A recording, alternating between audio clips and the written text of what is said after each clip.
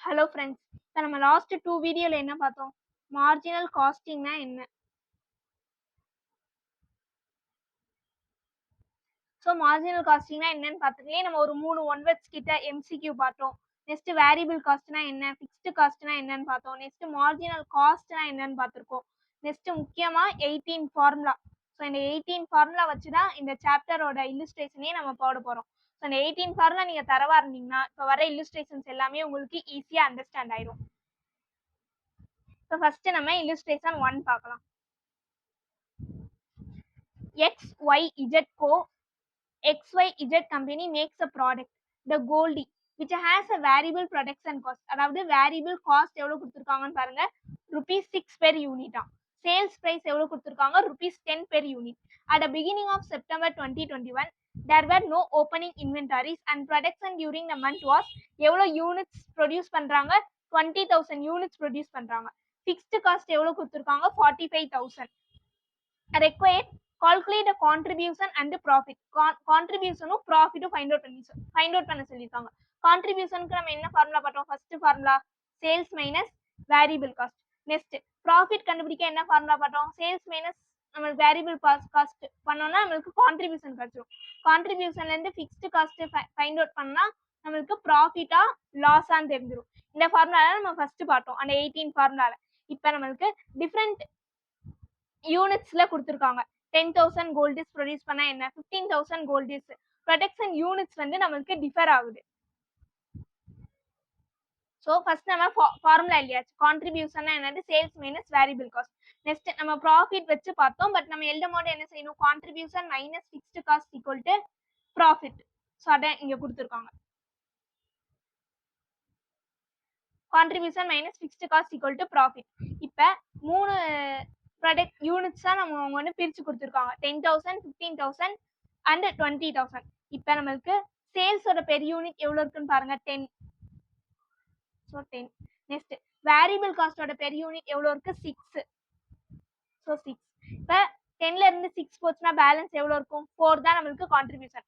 நான் உங்களுக்கு கான்செப்ட் சொல்லி கொடுக்கும் போது என்ன சொன்னேன், வேரியபிள் காஸ்ட்ல பெர் யூனிட் வந்து சேமா இருக்கும், பட் என்ன காஸ்ட் தான் டிஃபர் ஆகும்னு பார்த்துருக்கோம். ஸோ என்ன ப்ரொடக்ஷன் யூனிட்ஸா இருக்கட்டும், இங்க 10,000, 15,000, 20,000 பெர் யூனிட் என்னவா இருக்கும், சேமா தானே இருக்கும்.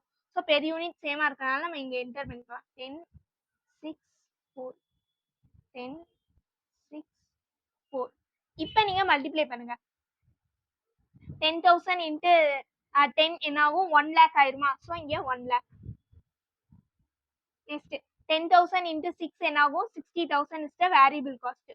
இப்போ மைனஸ் பண்ணா நம்மளுக்கு ஆன்சர் என்ன கிடைக்கும், sales minus variable cost contribution. அப்போ 10,000 சாரி 1 lakhல 60,000 போச்சுன்னா பேலன்ஸ் எவ்வளோ இருக்கும், நம்ம கிட்ட 40,000 தான் நம்மளுக்கு பேலன்ஸ் இருக்கும். ஸோ அதுதான் நம்மளுக்கு என்னது, கான்ட்ரிபியூஷன். ஸோ கரெக்டா வருதா, 4 இன்ட்டு 10,000, 40,000. நெக்ஸ்ட் சேம் இதே மாதிரி இங்க மல்டிப்ளை பண்ணுங்க. 10 இன்ட்டு 15,000 என்ன ஆகும், 1,50,000 ஆயிரும். நெக்ஸ்ட் 15,000 இன்ட்டு 6 எவ்வளோ வருது, 90,000. இப்போ மைனஸ் பண்ணா நம்மளுக்கு கான்ட்ரிபியூஷன் தெரிஞ்சிருமா, 1,50,000 மைனஸ் 90,000, 60,000.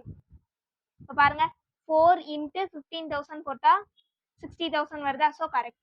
நெக்ஸ்ட் 10 இன்ட்டு 20,000 என்ன ஆகும், 2 lakh ஆயிரும். So 2 lakh. நெக்ஸ்ட் 6 இன்ட்டு 20,000 என்ன ஆகும், 1,20,000. இப்போ 2 lakhல 1,20,000 போச்சுன்னா பேலன்ஸ் எவ்வளோ இருக்கும், 80,000. ஸோ 4 இன்ட்டு 20,000 நம்மளுக்கு 80,000 தான் வரும். நெக்ஸ்ட் என்ன மைனஸ் பண்ணா நம்மளுக்கு ப்ராஃபிட் கிடைக்கும், ஃபிக்ஸ்டு காஸ்ட்டை மைனஸ் பண்ணணும். ஸோ ஃபிக்ஸ்டு காஸ்ட் எவ்வளோ அமௌண்ட் கொடுத்துருக்காங்க, 45,000. ஸோ 45,000. நம்ம கான்செப்ட்ல என்ன படிச்சோம், வேரியபிள் காஸ்ட்ல பெர் யூனிட் சேமா இருக்கும், ஃபிக்ஸ்டு காஸ்ட்ல என்ன சேமா இருக்கும், அமௌண்ட் தான் சேமா இருக்கும். ஸோ அமௌண்ட் வந்து கரெக்டா என்டர் பண்ணிடுங்க, அதாவது காஸ்ட் வந்து சேமா இருக்கும்.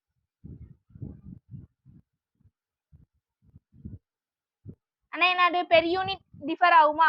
ஸோ ஃபர்ஸ்ட் என்ன கொடுத்துருந்தாங்க, 10,000. So 45,000 divided 10,000 gold. ஸோ எவ்வளோ வருது, 4.5. நெக்ஸ்ட் 45,000 செகண்ட் வந்து 15,000 கோல்டிஸ் கொடுத்துருந்தாங்க. ஸோ 15,000 ஆல் டிவைட் பண்ணோம்னா 3.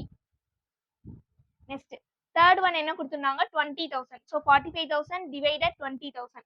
ஸோ 2.25. என்ன செய்யணும், கான்ட்ரிபியூஷன்லேருந்து ஃபிக்ஸ்டு காஸ்ட்டை நம்ம மைனஸ் பண்ணணும். ஸோ 4 மைனஸ் 4.5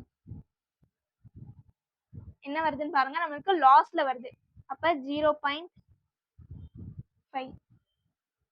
இப்போ 40,000 மைனஸ் 45,000 என்ன ஆகும், மைனஸ் 5,000 வரும். Next 4 minus 3 1. 60,000 minus 45,000 15,000. Next 4 minus 2.25. Answer என்ன வருது, 1.15. 80,000 minus 45,000. 35,000. அவ்வளோதான். ஸோ ப்ராஃபிட்டா லாஸான்னு ஃபைண்ட் அவுட் பண்ணிட்டோம். 10,000 கோல்டு மட்டும் நம்மளுக்கு என்ன வருது, லாஸ் வருது. ஸோ 15,000 and 20,000க்கு வந்து நம்மளுக்கு ப்ராஃபிட் தான் வருது. ஸோ ஃபார்முலா கரெக்டாக தெரிஞ்சால் போதும். நம்மளுக்கு முக்கியமாக தெரிய வேண்டியது என்னது, வேரியபிள் காஸ்ட்டில் வந்து பெர் யூனிட் வந்து ஆல்வேஸ் சேமாக தான் இருக்கும். ஃபிக்ஸ்டு காஸ்ட்டில் என்ன இருக்கும், அமௌண்ட் அதாவது காஸ்ட் வந்து சேமாக தான் இருக்கும். ஸோ இந்த 2 கான்செப்ட் மட்டும் ஞாபகம் வச்சுக்கோங்க எப்பயுமே. ஸோ இல்லுஸ்ட்ரேஷன் 1 புரியுதான்னு பாருங்க. நெக்ஸ்ட் 2, 3, 4 எல்லாமே உங்களுக்கு 7 மார்க் ரேஞ்சில் தான் வரும். அதெல்லாம் எக்ஸாம்ஸ் கேட்க வாய்ப்பு இருக்கு. 2, 3, 4 எல்லாமே இம்பார்ட்டன்டான சம்ஸ். ஸோ இது வந்து சும்மா பேசிக்கான சம்ஸ் தான், இது ரொம்ப பேசிக்கான சம்ஸ். நெக்ஸ்ட் தான் உங்களுக்கு வந்து 7 மார்க்ஸ் ரேஞ்சில் ஸ்டார்ட் ஆகும் ஃப்ரெண்ட்ஸ். ஸோ இந்த சம்ஸில் ஏதாச்சும் டவுட் இருந்தால் கேளுங்க. யூடியூப்ல பார்க்குறவங்களுக்கு வந்து இந்த வீடியோ ரொம்ப யூஸ்ஃபுல்லாக இருந்தால் என்னோட சேனலை சப்ஸ்கிரைப் பண்ணிட்டு பாருங்க.